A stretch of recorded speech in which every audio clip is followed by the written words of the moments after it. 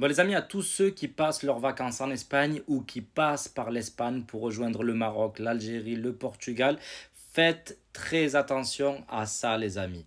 L'Espagne vient d'installer pas moins de 88 nouveaux radars et pas n'importe lesquels les amis puisque ce sont des radars tronçons, ce qu'ils appellent radar en tramo. Donc à chaque fois que vous verrez ce panneau-là avec Entramo, ça veut dire que vous allez être contrôlé sur un tronçon de plusieurs kilomètres. Ici, par exemple, c'est sur un tronçon de 3,5 km. Bon, les amis, le radar tronçon, je pense que vous connaissez tous. On en a quelques-uns en France. Là, vous avez une petite vidéo explicative pour ceux qui ne connaissent pas. Donc, on est sur une autoroute limitée à 100. Vous avez ce panneau qui apparaît.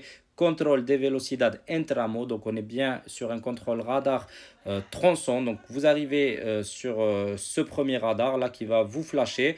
Alors il vous flash non pas parce que vous êtes en excès de vitesse, c'est simplement pour prendre une première photo de votre plaque d'immatriculation. Donc là, il la garde en mémoire. Vous faites votre petit trajet là sur plusieurs kilomètres, 3, 4, 5, 6, ça dépend. Donc parfois vous roulez à 100, parfois un peu plus, parfois vous allez peut-être baisser un peu votre vitesse. Et là, il y a une deuxième photo qui est prise, donc à nouveau votre plaque d'immatriculation. Et c'est là que l'ordinateur va calculer votre vitesse moyenne sur ce tronçon. Si elle est en dessous de 100 km/h, vous allez voir que ici, qu'est-ce que ça va nous calculer? Ça va calculer 98 km/h. Il n'y a pas d'infraction, donc pas d'amende.